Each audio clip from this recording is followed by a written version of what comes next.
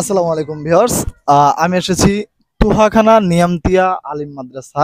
আসলে এটাই না, আমি এসেছি সেই পুরনো নিদর্শন তুহাখানা এটা দেখতে এবং হচ্ছে আপনাদেরকে দেখাতে। আহ এটা হচ্ছে প্রবেশের গেট। সেই অনেক পুরানো আমলের তৈরি তোহাখানা। সোনা মসজিদ থেকে প্রায় 500 মিটার উত্তর পশ্চিমে জাহেদুল বালা নামের দিঘির পশ্চিম পারে এই তাহাখানা অবস্থান।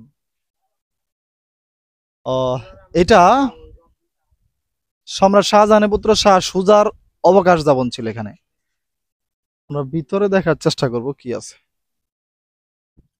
এটা হচ্ছে অজুখানা,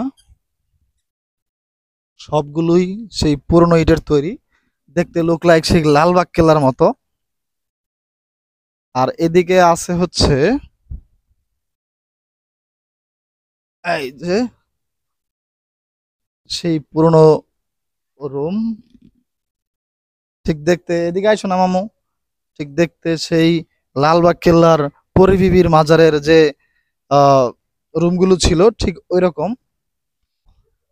মানে এই মাটির নিচে, এই মাটির নিচে বাড়ি, 5টা বাড়ি আছে এই মাটির নিচে।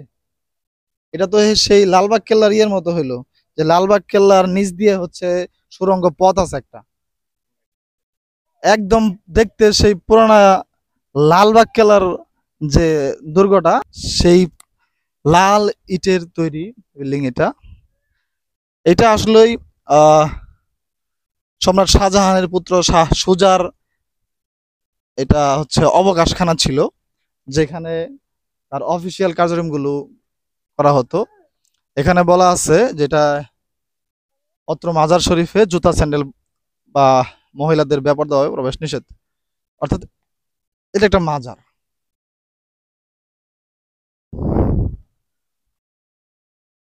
আমরা দেখি এখানে অনেকগুলো খবর রয়েছে।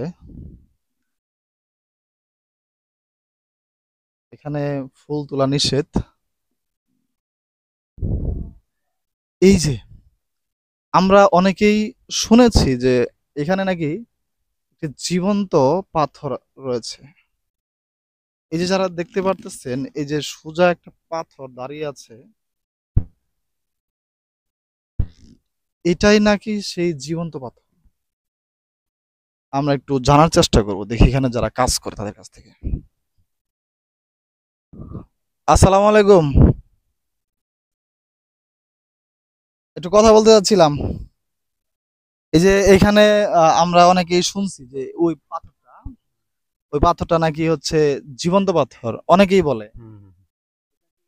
জীবন্ত কেন একটু বলতে পারবেন? আল্লাহর ইচ্ছে সব।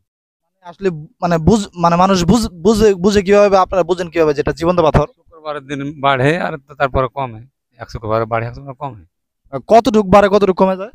এখন এটা কি আপনারা কেউ মাপ দিয়ে দেখছিলেন কখনো? যারা দেখেনি আগে দেখি।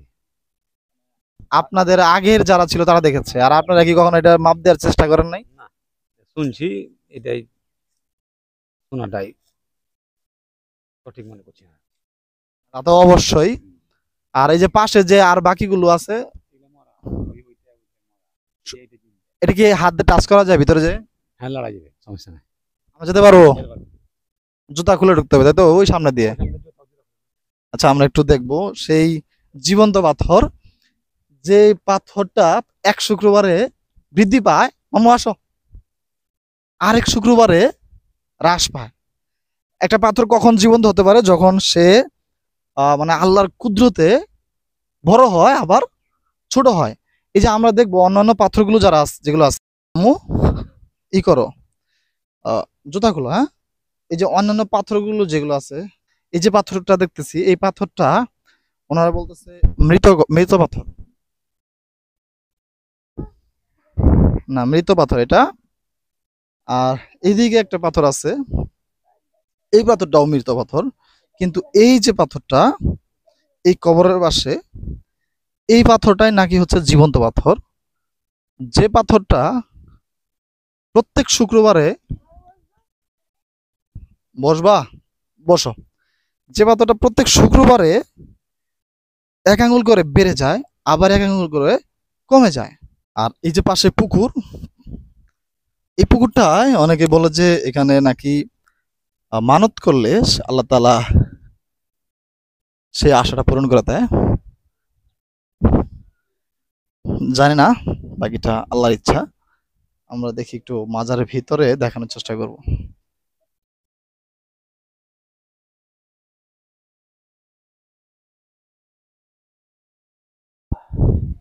এটাই সে মাজার, হযরত শাহ নেয়ামতুল্লাহ রহমতুল্লাহ মাজার। এটা মাজারের ভিতরটা আমি ভিডিওটা না করি, আর বাইরে থেকে দেখানোর চেষ্টা করতেছি। তবে ভিতরে অনেক ঠান্ডা, খুব ঠান্ডা, ভালো লাগতেছে। আমরা বের হবো ইনশাল্লাহ। দেখি ফাইনালি আমরা মাজার থেকে বের হইলাম। আমরা সেই জুতা খুলেই প্রবেশ করি আমরা, যেহেতু মসজিদ এটা। আসো মামু, আসো আসো, আসবে না, আমি আসতেছি, দাঁড়াও। হ্যাঁ, পুরোটাই হচ্ছে লাল ইটের সেই পুরনো নিদর্শন। এটা একটা মসজিদ। এই মসজিদটা যদিও ছোট, বাইরের প্লেসটা অনেক বড়। এখানে জায়নামাজ আছে, যদি কেউ নামাজ পড়তে চায় নামাজ পড়তে পারে। এই সেই মসজিদ। ও, মসজিদের ভিতরে হচ্ছে 3টা গম্বুজ। আসলে পুরনো নিদর্শনগুলো দেখলে খুবই ভালো লাগে আমাদের সবারই, তাই সবাই পুরনো নিদর্শনগুলো ঘুরে ঘুরে দেখবেন, অবশ্যই ভালো লাগবে, অনেক কিছু বুঝতে পারবেন। আর এই যে পাশে সাদা বিল্ডিংটা দেখতে পারতেছি, এটার নিচে 5টা রুম আছে, গোপন কক্ষ, যেটা আসলে এখন আর ওইভাবে খোলা হচ্ছে না। তো আমরা আজকে এই পর্যন্তই আমাদের তোহাখানা। এরপরে হয়তোবা আমরা পরবর্তী কোনো একটা নিদর্শন বা প্রত্নতত্ত্ব স্থান অথবা যে কোনো একটি সুন্দর জায়গায় একটি ভিডিও করার চেষ্টা করব। এইভাবে আমরা দেখানোর চেষ্টা করবো যে পুরনো যে স্থানগুলো রয়েছে সেই স্থানগুলো। তো সেজন্য অবশ্যই আমাদের পাশে থাকতে হবে। এবং আমার প্রজেক্ট স্মাইল বাংলাদেশ, যদি কেউ স্মাইল বাংলাদেশের ডোনেটর থাকেন বা ডোনেশন করতে চান, অবশ্যই আমাদের সাথে যোগাযোগ করবেন। আমরা যেহেতু মানুষকে নিয়ে কাজ করি, মানুষের হাসি নিয়ে কাজ করি, সেহেতু মানুষের মুখে হাসি ফোটানোর জন্য সবার কাছে দোয়া চাই এবং সবাইকে সহযোগিতা করার আহ্বান জানাই। শেষ পর্যন্ত ভালো থাকবেন। আসসালামু আলাইকুম।